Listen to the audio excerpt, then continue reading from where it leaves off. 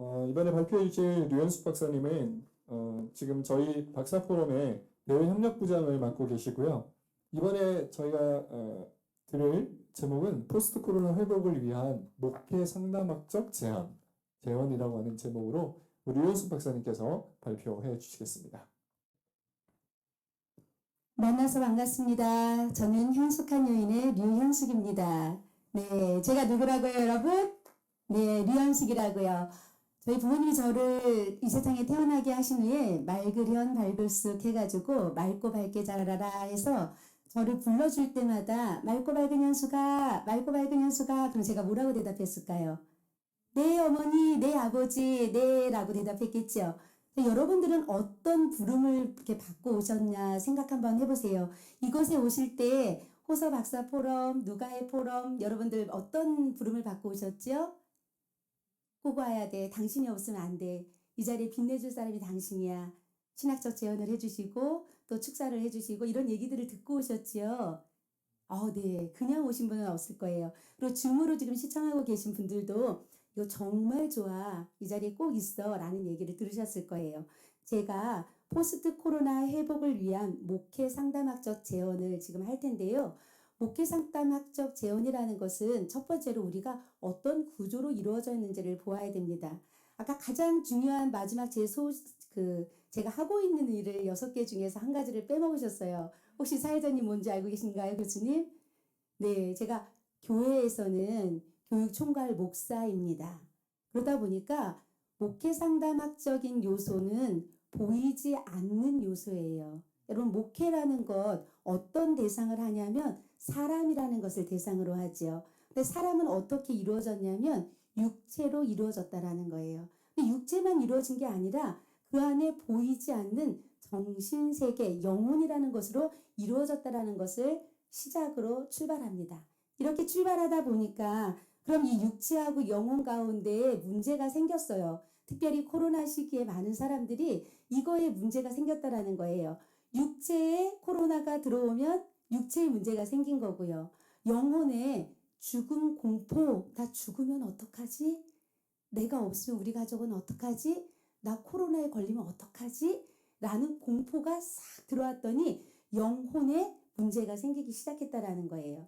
그럼 육체에는 문제가 생기면 치료도 할 수 있고 볼 수도 있는데 영혼에 문제가 생겼을 때 도대체 어떻게 이것을 해줘야 되느냐. 그래서 제가 서론에 이들을 한 명뿐만 아니라 한 명 이상, 2명 이상, 3명 이상, 다수. 그래서 저희는 집단이라는 표현을 쓰게 되었습니다. 이 집단 내 세계에 그런데 우리나라뿐만 아니라 어떻게 해요? 전 세계라는 곳에서 집단의 문제가 생겼어요. 근데 이 문제는요, 사람들이 이 문제에 공통 치료 요인이 있었으면 좋겠다라고 해서 그들에게 저희가 관계에 있어서, 해석에 있어서, 통합에 있어서, 이해에 있어서, 또 정서적인 것에 있어서 강화, 둔감화 여러 가지 방법을 통해서 이 문제를 좀 해결하자라고 이야기를 했다라는 거예요. 그래서 너무 많아서 제가 이곳에서는 그러면 크게 3가지로 한번 밝게 다가가 보자. 우리가 잃은 것도 있고 얻은 것도 있는데 그럼 나아갈 방향 어떨 것인가 한번 살펴보도록 하겠습니다. 포스트 코로나19 목회 상담학적 접근 방법인데요. 제가 쉽게는 이렇게 얘기하면 돼요. 29년 동안 목회하면서 여러분 하나님이면 다 됩니다. 이렇게 말할 수 있어요. 아주 저는 그렇게 강력하게 외치고 싶어요. 그런데 많은 사람들이 이야기하죠. 보여줘. 근거를 보여줘. 라고 해서 정신분석학 상담학자니까 제가 멜라니 클라인의 관점을 좀 가지고 왔습니다. 그는 하나님 앞에서 이렇게 여러 사람들이 느낄 때에 우리 안에 우울이라는 것도 있고요. 두려움도 있고요. 상실도 있고. 근데 특별히 이 학자는 그런 부분들을 가지고 왔다라는 거예요. 그리고 우리 안에 불안함과 죄책감도 있다라는 거예요. 공격성도 있다라는 거예요. 이런 여러 가지 증상들을 이야기할 때 우리 안에 있는 자아에게 자꾸 명령하는 거죠. 너 죽을지도 몰라. 야, 너 병에 걸릴지도 몰라. 그것에서 분리돼야 돼. 자꾸 이런 언어를 갖고 오는 거예요. 이런 언어를 갖고 오다 보니까 사람들이 내가 용기 얻을 수 있는 언어는 제쳐두고 불안 요소의 언어를 자꾸 가지고 오니까 불안해지죠. 저를 아는 사람들은 아마 이게 알 거예요. 저분은 참 초지일관 마스크를 안 쓰시는 분. 네. 제가 3년 동안 이제 코로나 천일인데요. 처음에 발견됐을 때 이런 얘기했어요. 저는 코로나 감기라고 생각합니다. 제가 진단명을 뭐로 내렸냐면 감기. 누구에게 이게 암시를 주는 거냐면 저 자신에게 암시 주는 거예요. 감기. 그리고 너가 코로나라는 병에 걸렸어도 너의 생명은 걷어가시는 이가 걷어간다고 할 때 걷어가는 거야. 그리고 그 죽음이라는 멋진 관문은 아무나 통과하는 게 아니야. 이 세상에서 모든 일들을 마쳤을 때, 제 용어로는 모든 사명을 마쳤을 때나 그 축복의 죽음의 관문을 거쳐갈 수 있는 거야. 아무리 죽고 싶어도 너가 죽기를 바란다고 해도 죽을 수 없어. 그래서 제가 이제 이렇게 마스크를 벗어놓고 뭐라고 얘기했냐면, 저는 코로나도 걸려도 괜찮으니까 여러분들이 혹시나 저 때문에 걸릴 것 같으면 각자 방역을 잘 하시라고. 제가 설교할 때는 그냥 마스크를 벗고 했어요. 그리고 때로는 공식적으로 너무 많이 이렇게 해야 될 때는 이제 쓰고 싶지는 않았지만 쓸 때도 있었습니다. 그런 가운데 사람들이 코로나라는 시대에 딱 노출되니까 상실을 하는 용어가 있어요. 그럼 무엇을 상실했을까요? 이 사람들이요. 여기 보면 여러 가지들을 이제 상실하게 되는데 첫 번째로는 행복을 상실하게 되지요. 그리고 또 욕구도 상실하게 되고 관계성도 상실하게 되는 여러 가지 일들이 있었어요. 이런 것들을 바로 이 상실 구조라는 것은 우리 안에는 보이지 않는 내면의 구조가 있습니다. 그러니까 어떤 언어가 들어가거나 힘이 들어갔을 때 그것들을 이렇게 세울 수 있는 나만의 체계를 잡는 거예요. 그리고 지탱할 수 있는 거예요. 그런 구조적인 개념을 세워야 되는데 우리가 이런 목회 상담뿐만 아니라 정신 구조에서는 무엇라고 얘기하냐면 사람마다 생명 본능이 있고 죽음의 본능이 있다. 그리고 그 사이에는 갈등이라는 것이 존재한다라는 것을 알 수 있습니다.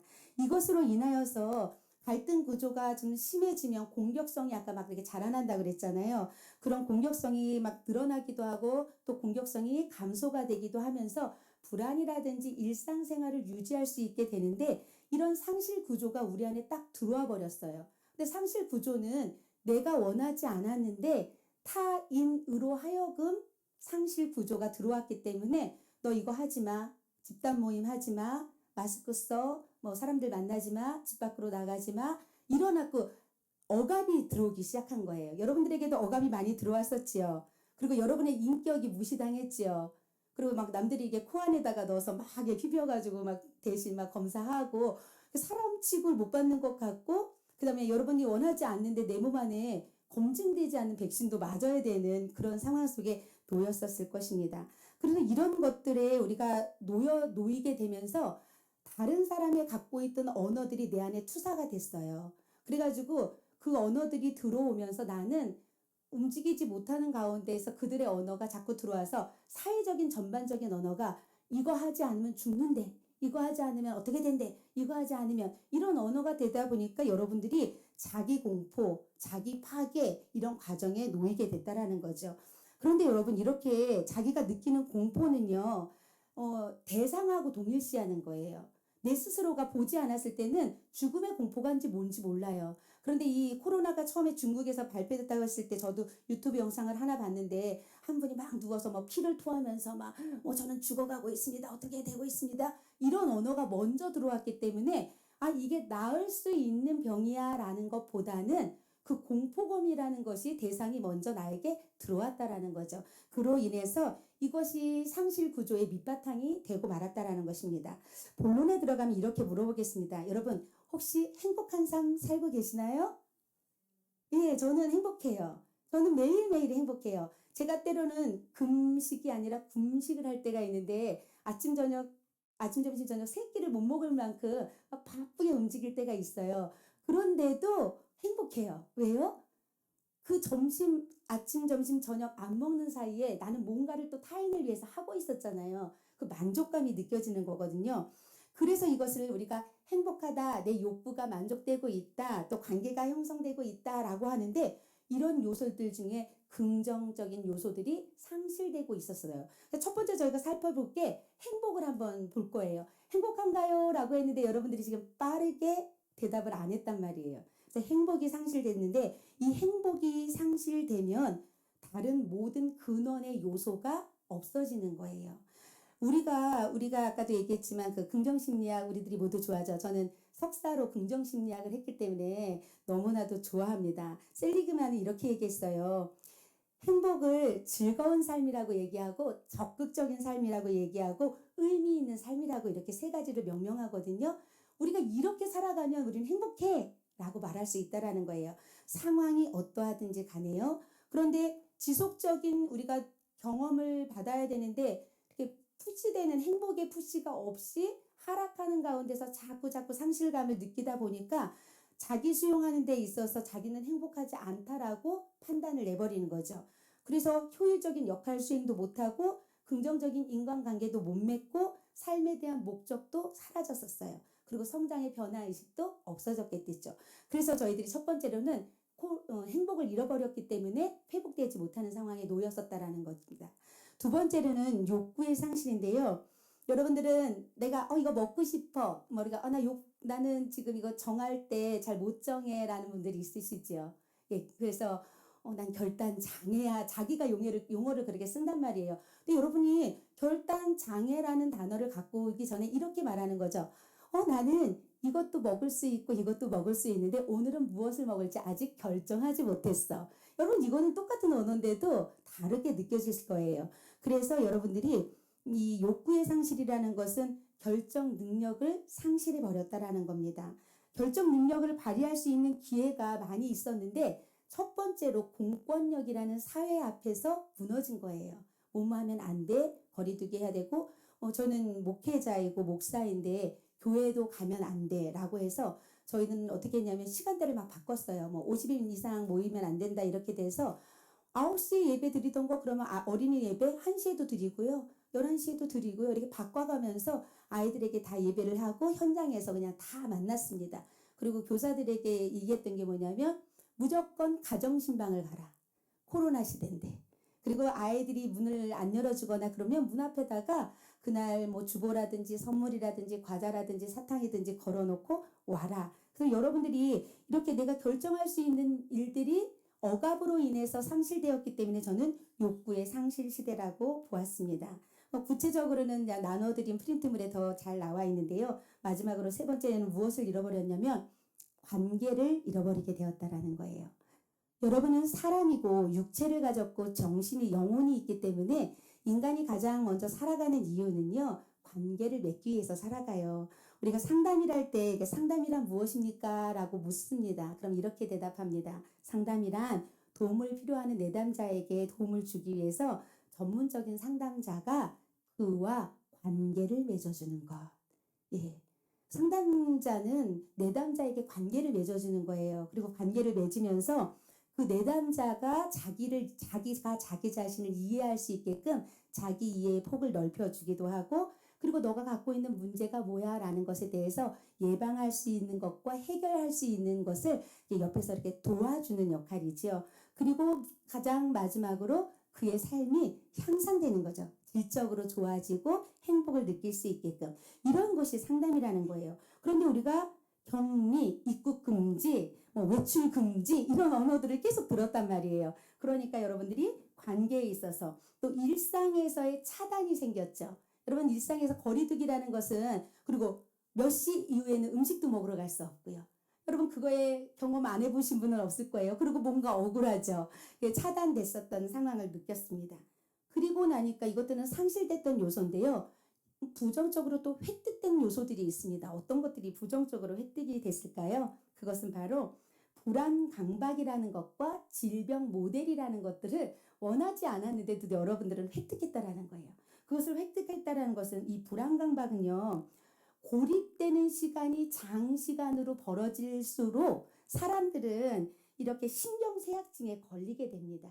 이것이 신경증, 불안신경증에 노출되는 거예요. 그리고 특별히 신경쇠약증에 걸린 사람들은 억압이라는 구조화에서 많이 걸리게 되어 있어요. 근데 하지마, 뭐뭐뭐뭐 하지마. 그것은 바로 억압이거든요. 그러다 보니까 여러분들이 아까도 발표자가 말씀하셨던 것처럼 정신과를 찾아가는 일들이 많아질 수밖에 없는 것은 신경쇠약증에 노출되었기 때문이라는 거예요.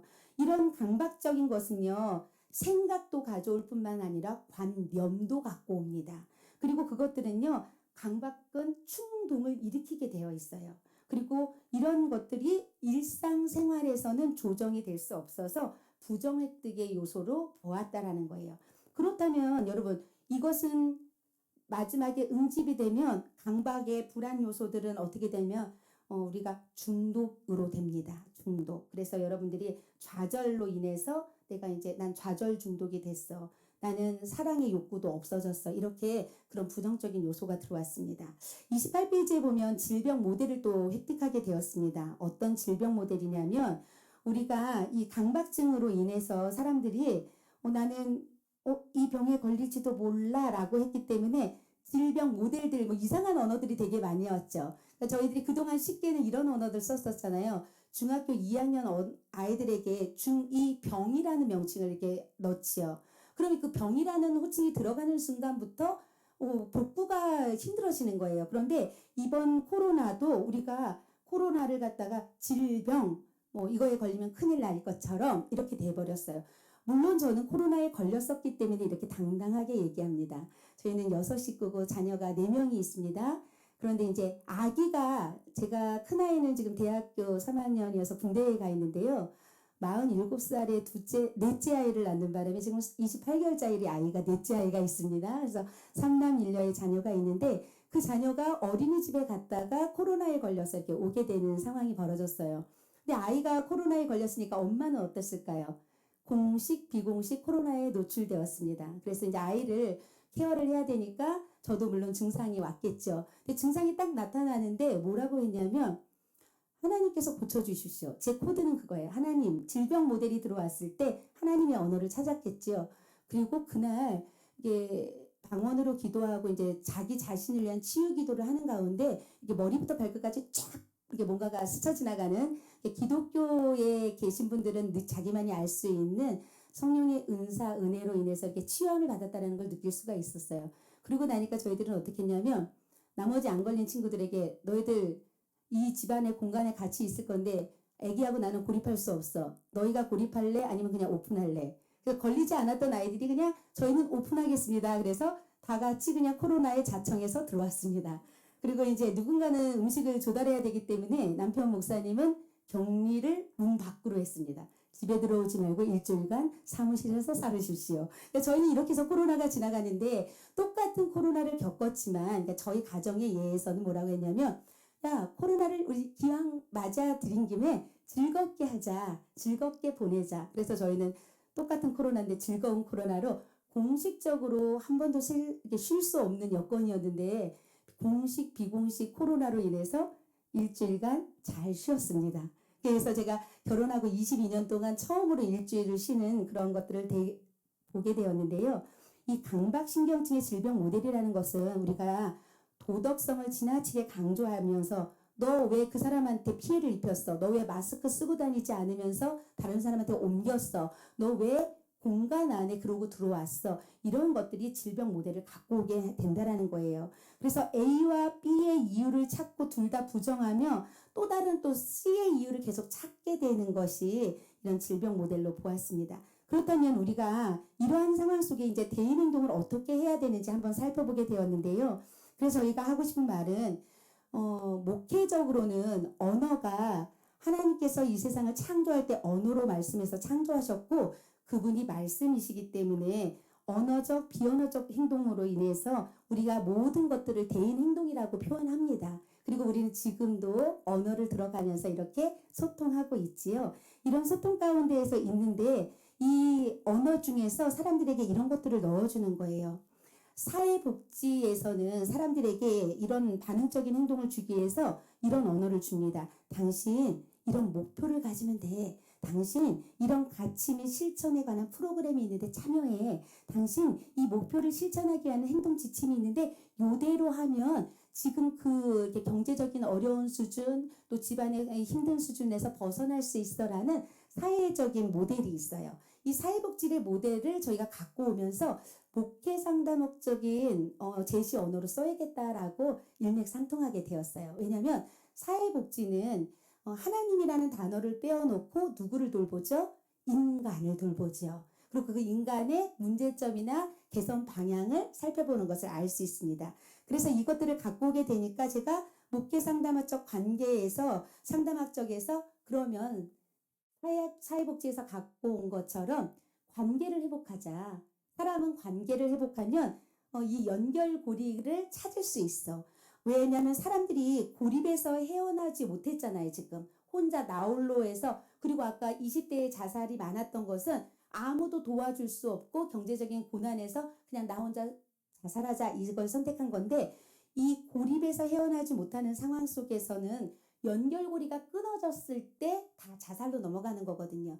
그런데 누군가가 나를 찾아주는 사람, 아까 우리 박사님에게 전화를 걸어주고 또 삑삑삑 누르고 와서 손을 잡아주고, 이런 연결고리가 생기게 되면 사람들은 살아갈 만한 가치를 얻게 된다는 거죠. 그래서 이런 고립의 단계에 있는데, 그 전에 우리가 그 성경 쪽에서는 사도 바울이 돌, 매질, 태형, 투옥, 파선 등 이런 것들을 경험하면서 어떻게 됐냐면요, 더 열정적인 사람이 되고 더 이게 일어설 수 있는 자기만의 힘을 얻는 사람이 됐어요. 그런데 그때 혼자만 한 게 아니라 그런 모든 상황 속에 새로운 사람들과 노출되었었다라는 거예요.